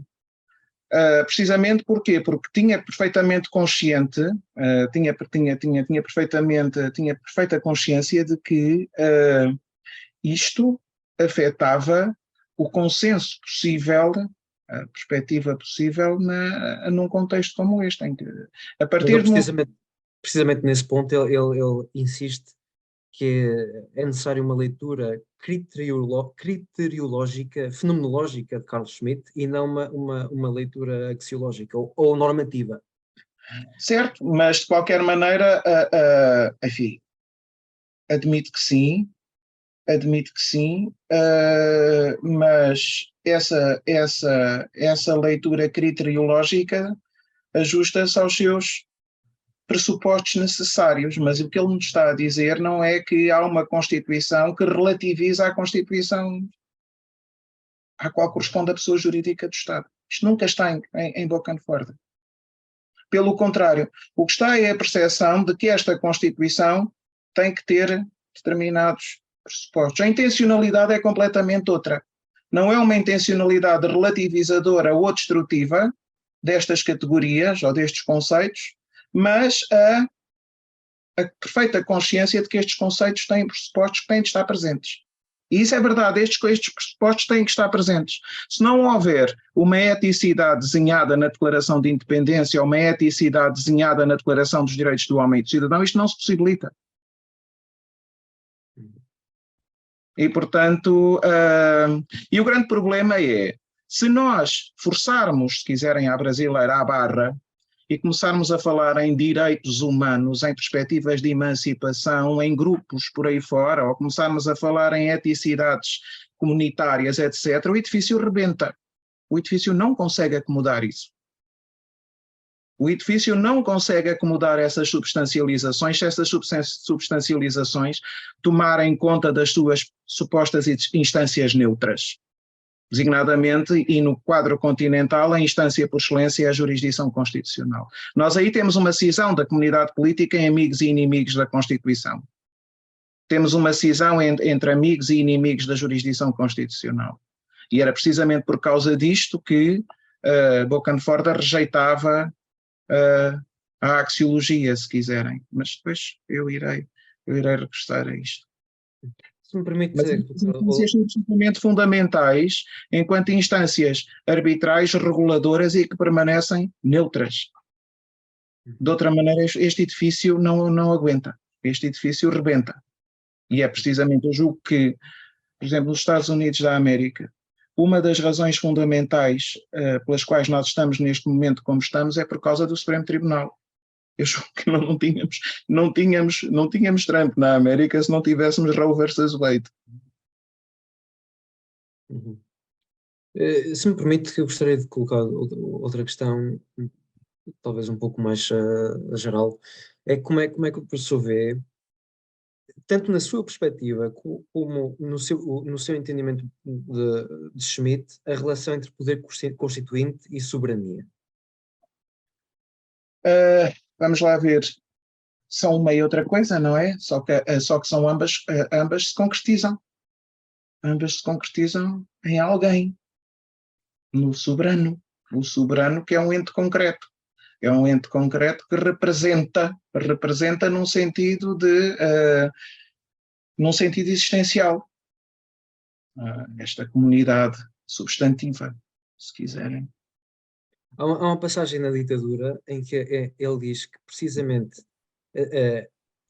a falar da noção restauracionista de soberania, que aí a soberania já não pode ser entendida no contexto da ditadura soberana, porque não há uma representação por um comitê soberano do poder constituinte, mas há uma identificação entre poder constituinte e soberania. Portanto, o soberano não representa o poder constituinte, ele é poder constituinte. E Schmitt diz isso em caso de exceção. No caso restauração, mas eu julgo que eu tenho dificuldade em não identificar, quer nesse contexto em qualquer outro, ou em qualquer outro, os dois termos em Schmitt, não é? Eu julgo que a identificação, no vocabulário schmittiano, há uma identidade entre os dois termos. Não é? Decidir sobre a exceção é estar acima da Constituição. É estar acima da Constituição. é estar acima da Constituição e, enfim, e conformar, se quiser, a partir da concepção substantiva, e depois há um ir e vir, não é? Se calhar é esta a questão, há um ir e vir entre a conformação pelo soberano e os sentidos substantivos que formam a comunidade, se calhar é nesse sentido, há nesta tensão aqui. Mas agora... Dizer que está acima da Constituição já é uma leitura, já é uma interpretação do que a Constituição significa, não é? Porque, não é a Constituição, se quiser, ela é a Constituição com C maiúsculo. Pois, Constituição Constituinte. É aquela que o discurso do constitucionalismo não conhece. Quer dizer, isso é uma figura que não existe.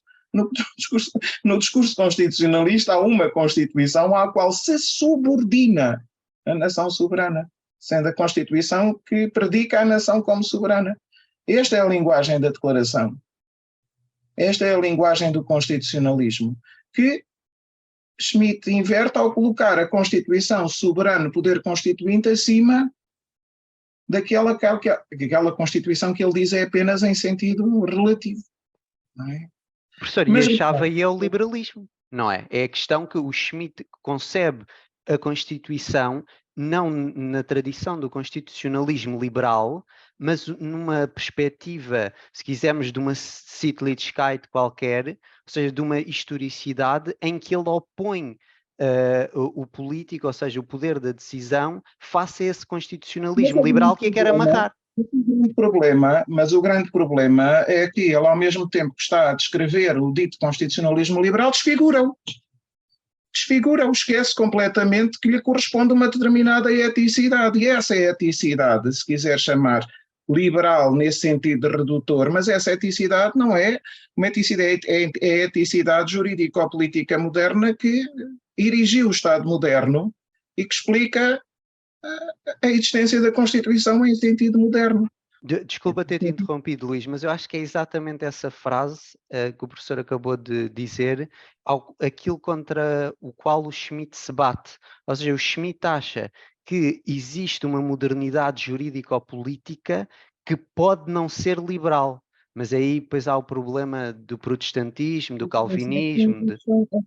A questão é eu não estou aqui a adotar uma perspectiva liberal, mas porquê? Porque esta modernidade jurídico-política, se quiserem, esta modernidade jurídico-política não é antitética ao liberalismo. Agora, coloca o liberalismo no seu lugar, no sentido em que o liberalismo é a linguagem possível de unidade. O liberalismo, os direitos enquanto utilidades partilhados, podem ser a linguagem possível de unidade, podem ser a linguagem comum. É isso que o Schmitt rejeita, em última instância. A questão é que aí podemos fazer sobrepor inventarmos tradições e matarmos-nos uns aos outros. Não é? Essa é a alternativa. É uma das alternativas, sem dúvida. Mas é que a grande questão é que, enfim, falando em Hannah Arendt, são os homens e não o homem que habitam na Terra e vivem no mundo. Esta circunstância do pluralismo é irredutível, não a conseguimos ultrapassar. E, portanto, podemos ter a convicção de que podemos restaurar uma unidade perdida, mas essa unidade perdida sem uma visão religiosa comum não existe. Essa unidade perdida supunha efetivamente uma unidade comunitária em torno de uma concepção de bem e de justiça que não existe. E daí ter emergido uma linguagem jurídico-política nova, que é a linguagem jurídico-política moderna, que perspectiva a nossa existência em comum. Não é? E ter surgido uma eticidade jurídico-política moderna que assente nesta perspectiva. E em todas as suas categorias, enfim, e que se traduz nestes conceitos. O conceito de soberania nacional, o conceito de Estado, o conceito de direito enquanto legalidade ou norma, o conceito de direitos. Todo este edifício é o edifício possível. Todo este edifício é o edifício possível. E depois, é algo extraordinário neste edifício, eu se calhar não iria aqui, mas este edifício é formado por conceitos constitutivos. Ou seja, são conceitos que criam as próprias realidades a que se referem. Não há Estado fora da linguagem que se refere ao Estado, não há direitos fora desta linguagem. E, precisamente, permitem-nos guardar as nossas próprias ontologias, na consciência de que não estamos a ser heréticos quando utilizamos este vocabulário, porque este vocabulário não nos está a pedir outra coisa que não a sua utilização num quadro de existência em comum. Eu julgo que isto está muito presente em Hobbes. Portanto, a linguagem jurídico-política moderna não é redutível ao liberalismo, mas também não enjeita ao liberalismo. Agora, há uma coisa que é interessante. Eu vejo, por exemplo, os críticos do liberalismo, ainda no outro dia estava a ouvir o nosso amigo Miguel Morgado, a criticar o liberalismo e a confundir o liberalismo do século XVIII e o liberalismo do século XIX com este liberalismo, se quiserem, trivial a que assistimos hoje. Que no limite muitas vezes é um liberalismo de Torquemada, um liberalismo individualista que esquece o propósito fundamental do liberalismo político moderno, destes conceitos que nós associamos ao liberalismo. Eu concordo plenamente com isso, professor. Obrigado.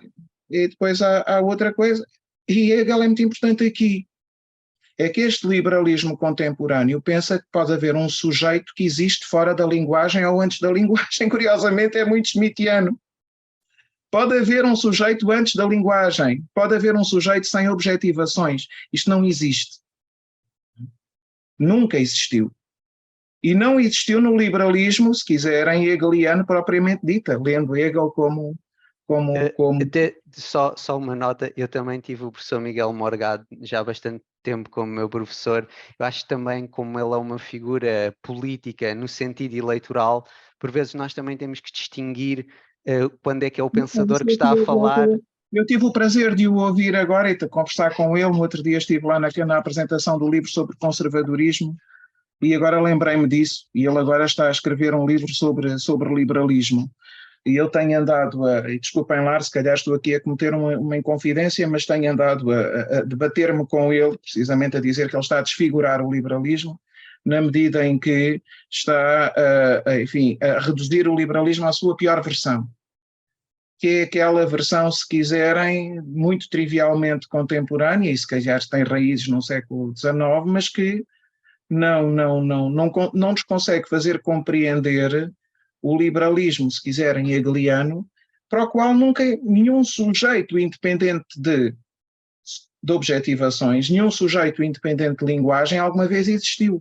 Isto nunca existiu. Isto não existiu para a Revolução Francesa, isto não existiu para Hegel. Eu acho que o professor... O sujeito liberal, neste sentido, é um sujeito liberal que leva muitíssimo a sério as objetivações e por isso não brinca com os conceitos. Eu acho que na história das ideias políticas o professor Miguel Morgado está muito mais próximo do professor Pereira Coutinho do que essa discussão pode deixar antever. A questão é que numa lógica eleitoral, se nós virmos o que aconteceu ao centro-direita em França, por exemplo, que agora nas próximas eleições europeias nem sabe se vão ter os 5% para ter deputados, e aí há se calhar algo por trás que tem a ver também com a política eleitoral e não só com uma questão puramente de ideias. Eu deixaria só... faltar essa dimensão do problema. Enfim, mas de qualquer maneira eu julgo que isto é gravíssimo. Eu julgo que é gravíssimo nós, e isto este recrudescimento de um liberalismo independentemente de qualquer linguagem, de quaisquer objetivações, enfim, que está presente designadamente no nosso Tribunal Constitucional, quando o nosso amigo Gonçalo Almeida Ribeiro se arvora em representante de nós, o povo, e está acima da Constituição ou da metodologia jurídico-constitucional em razão de uma pertença à autonomia. Isto é uma aberração. Isto é uma aberração política. Isto é uma aberração política que não pode caber em qualquer discurso liberal minimamente informado. É uma aberração política extraordinariamente perigosa. Precisamente porque a relativização destes conceitos, a sua vulgarização, nunca seria aceite por qualquer discurso jurídico-político moderno, se quiserem liberal, sério. Pelo contrário, estes conceitos são para levar a sério. Estes conceitos são para levar a sério na sua neutralidade. E destruir a neutralidade destes conceitos é destruir precisamente essa possibilidade de vida em comum. Professor, nesse caso, permita-me fazer uma questão relativamente à forma como lidar com conceitos que, no fundo, o paradoxo da democracia, em que nos vimos obrigados a tolerar coisas intoleráveis. Como lidar com essa postura que condena esse legado liberal? Vamos lá ver. Se calhar estou aqui a antecipar. A Constituição de Bonn lidou, não é? Definiu a perspectiva do povo alemão, responsável, que quer restaurar a sua unidade e que por isso vive sob a ordem constitucional e sob a legalidade. Portanto, isto é exemplar. Quem estava ali em 1949 sabia perfeitamente que tudo isto era para levar muito a sério. Ao mesmo tempo, admitiu que, enfim, não é para tolerar aquilo que põe em causa a ordem constitucional, não é? Ou seja, isto estica até certo ponto. Não estica quando essa perspectiva é posta em causa. Mas, ainda assim, dir-me-á um schmittiano já muito contente de bom, mas então aqui há inimigos. Aqui há inimigos. Eu não sei se estes inimigos são inimigos destinados à destruição. Quer dizer, a proteção negativa desta ordem não é, se quiserem, uma proteção ativa que visa destruir. É uma proteção que visa manter incólume o seu vocabulário enquanto vocabulário neutro e que sabe que tem de reagir em caso de ataque. Não é? Mas uma coisa é invadir, outra coisa é defender. Agora, com certeza, há limites. Não é? Mas eu diria que os limites hoje tinham que ser impostos aos nossos juízes constitucionais, tendo em conta a sensibilidade do seu papel e a gravidade da sua incultura. Terrível. Então, muito boa tarde a todos, em particular ao professor Luís Pereira Coutinho. Apreciei muito a sua intervenção. Enfim, a minha questão é relativamente lateral e surgiu de uma sua troca de impressões com o Afonso Moura, julgo que foi o Afonso Moura, até a propósito da invasão russa relativamente à Ucrânia. Enfim, não sei se será matéria para debate, mas eu queria manifestar uma dupla discordância. Eu não me parece que a indignação, que a meu ver é genuína, da parte das sociedades ocidentais, tenha a ver com alguma questão constitucional, como defendeu, segundo percebi, o professor Luís Pereira Coutinho, nem tão pouco como defendeu o Afonso Moura, relativamente ao que essa indignação e essa indignação genuína tivesse a ver com a nossa vivência liberal em contraponto, enfim, supõe-se, não é? Está pressuposto a uma vivência outra, que não propriamente liberal, que exista ou que possa existir na Rússia. Penso que essa não é propriamente a questão. Aliás, isso fez-me lembrar uma outra controvérsia enfim, não tão recente, relativamente à Constituição Europeia, onde também se procurou promover um patriotismo constitucional à escala europeia, e não me parece que isso tenha tido grande eco. Neste caso, enfim, a minha explicação é muito mais simples, talvez muito mais elementar. Eu penso que, e nesse aspecto talvez mais schmittiana, eu penso que a indignação genuína da parte dos europeus, relativamente ao que está a passar na Ucrânia, tem a ver não com o regime, até porque mesmo no espaço da União Europeia, como sabemos, há regimes, enfim, que estão muito próximos do regime russo, e não vou dar nenhum exemplo, mas todos temos isso presente. Eu penso que o que está aqui em causa é tão simplesmente o facto de um país maior, muito maior se permitir invadir, esmagar, espezinhar um outro país muito mais pequeno. E no essencial é isso, muito mais do que qualquer questão constitucional, muito mais de qualquer vivência liberal, até porque, enfim, só para terminar, é verdade que os ucranianos, recentemente, até para justificar o apoio do Ocidente alargado, digamos assim, têm procurado afirmar valores mais liberais, mas isso também claramente, a meu ver, é relativamente artificial. A sociedade ucraniana, há 3, 4 anos, era tão ao menos liberal, tão ao mais ou tão ao menos liberal do que a sociedade russa. Agora, de facto, por esse esforço de aproximação no plano político ou diplomático, tem procurado defender publicamente esse tipo de valores.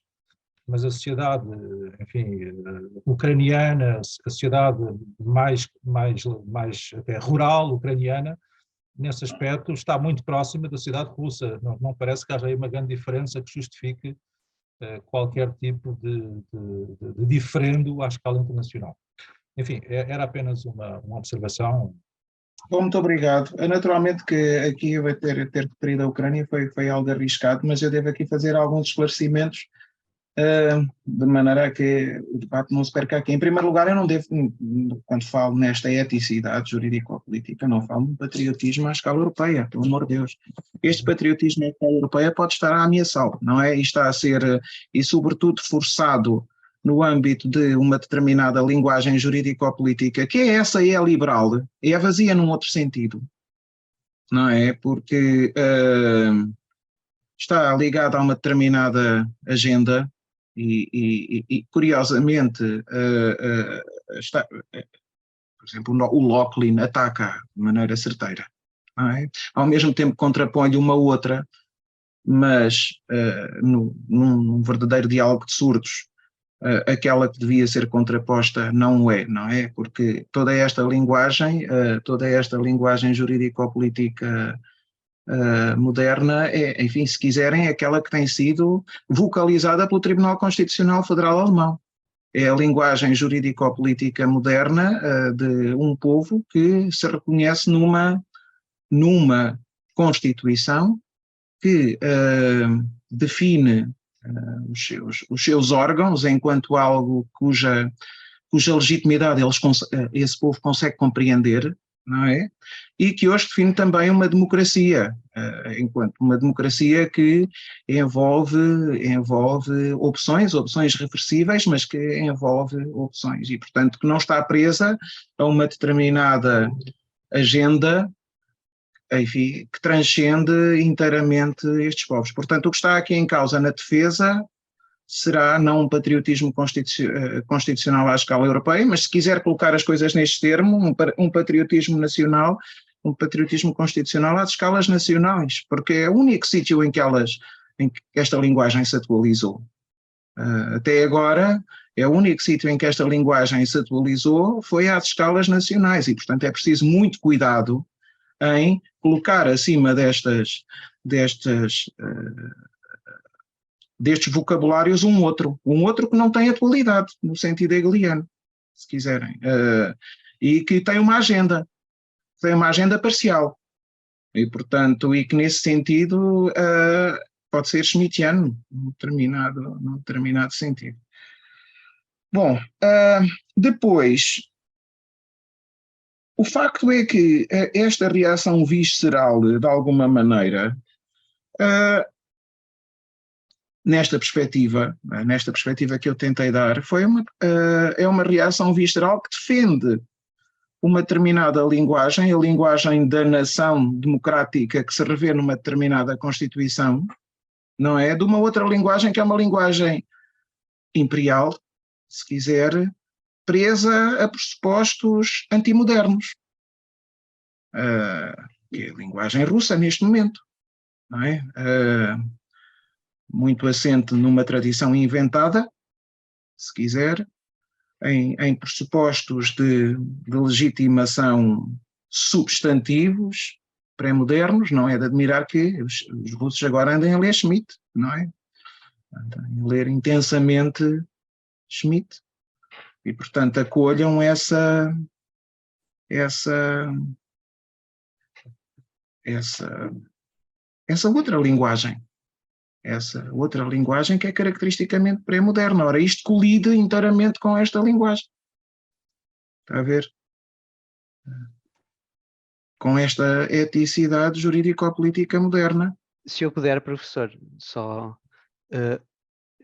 Obrigado pelo reparo, Renato. Eu não discordo com aquilo que foi avançado, no sentido em que as populações gerais da Europa Ocidental ficam chocadas com a invasão, porque é um país maior e mais poderoso que ataca um país menor, menos populoso, menos poderoso. Acho que isso é completamente epidérmico e é uma boa descrição do que aconteceu. Eu estava-me a referir mais num sentido das elites, ou seja, aquilo que as elites americanas, britânicas, holandesas apontam vis-à-vis daquilo que se está a passar na Ucrânia é uma sociedade liberal que, como foi dito e bem, como o Renato disse, é uma sociedade na Ucrânia que na realidade está muito mais próximo da Rússia em vários pontos que rejeitam o liberalismo, mas no entanto, já a projeção de poder da NATO é uma projeção assente numa lógica e numa visão do mundo que eu vejo como liberal. Quanto aos países da Europa de Leste que teriam um sistema semelhante ou um tipo de liderança semelhante ao da Rússia, eu imagino, o Renato não mencionou nomes, mas imagino que estivesse a pensar na Hungria ou na Polónia, pelo menos até às últimas eleições. Eu acho que a Rússia é algo completamente à parte. Por exemplo, o professor Pereira Coutinho já escreveu sobre isto num artigo dele sobre a teologia política, ou seja, uma análise que faz da teologia política, e eu, a meu ver, o professor Pereira Coutinho toca lá numa coisa muito importante, que é a diferença entre o Santo Agostinho e o Eusébio de Cesareia. Ou seja, eu acho que para compreender a Rússia hoje, ou mesmo para compreender a Rússia soviética, temos que compreender uma Europa greco-eslava, ou seja, uma Europa oriental, uma Europa, se quisermos, césaropapista, que nunca existiu na Europa romano-germânica. Ou seja, a partir da Idade Média, o confronto total entre o Império e o Papado, não é? O Império e o Sacerdotium, que nunca foi unido na República Cristiana, como explica o Schmitt, a leste foi completamente diferente. Ou seja, o Império Bizantino tem o cesaropapismo, não é? O César acima do patriarca, e a Rússia, em grande medida, depois da queda de Constantinopla, vai beber esta ideia de Terceira Roma e vai se inspirar completamente no modelo bizantino. E aquilo que nos demonstra hoje o que é a Rússia, eu acho que nós temos que voltar a ler o Eusébio de Cesareia, apesar de para muita gente parecer completamente estapafúrdio dizer isto, porque o senhor viveu há muitos séculos. Bom, eu não quero estender a minha intervenção, até porque a sessão está a terminar, mas só queria dizer o seguinte: bom, isso seria matéria para outro debate e certamente não será aqui, mas não parece que haja uma diferença abissal entre a Hungria e a Rússia, por exemplo. Obviamente há uma diferença de escala. A Rússia tem outras ambições pela sua dimensão, mas nos pressupostos do regime não parece que haja uma diferença muito grande. Eu admito que sim, mas de qualquer maneira a Hungria não será precisamente, eu não me estava a referir à Hungria quando falava numa reação visceral, pelo contrário. Claro, É que sim. a jurídico-política húngara, digamos assim, é uma linguagem que se apartou e que tem gerado as suas dificuldades. Certo, Agora, não sei... Peço desculpa, só queria terminar a minha intervenção e depois, obviamente, a palavra final será sua. Mas só sobre este ponto.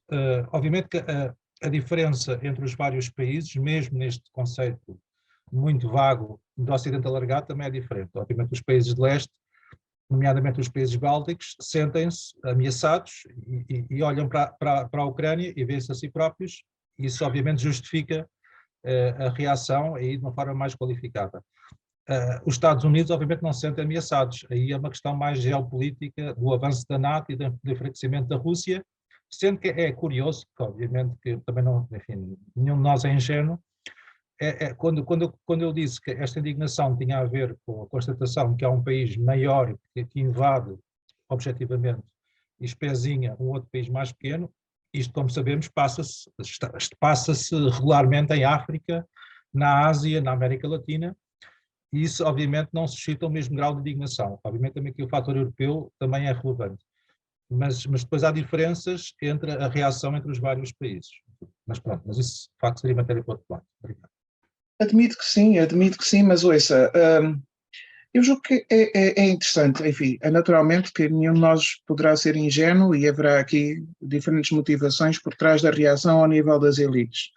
Agora, esta reação não foi uma reação desencadeada ao nível das elites, pelo contrário, eu julgo que se calhar as elites estariam até perfeitamente dispostas a acomodar isto e aquilo, como acomodaram a Crimeia, ou acomodaram isto, ou acomodaram aquilo. Houve aqui um fator fundamental, que foi a legitimação que a Ucrânia conseguiu afirmar. E a Ucrânia conseguiu afirmar essa legitimação porque efetivamente se afirmou como um Estado constitucional democrático com um determinado líder, cuja força foi extraordinária. Nós não nos podemos esquecer esta reação sem o Zelensky e sem a sua reação carismática em defesa de um determinado modo de vida nacional, tracinho democrático, esta reação não teria acontecido. E não haveria força para as elites conseguirem suportar ou deixar de suportar este tipo de apoio sem isso. E eu julgo que, enfim, vale o que vale, e também não queria reduzir a minha intervenção a este ponto, foi, enfim, quase lateral e em termos exemplificativos, mas eu julgo que isso pode evidenciar a presença de uma determinada, precisamente, eticidade jurídico-política moderna correspondente ao constitucionalismo e correspondente a este vocabulário enquanto vocabulário vivido, atual, presente. Se quiser, é apenas esse o ponto.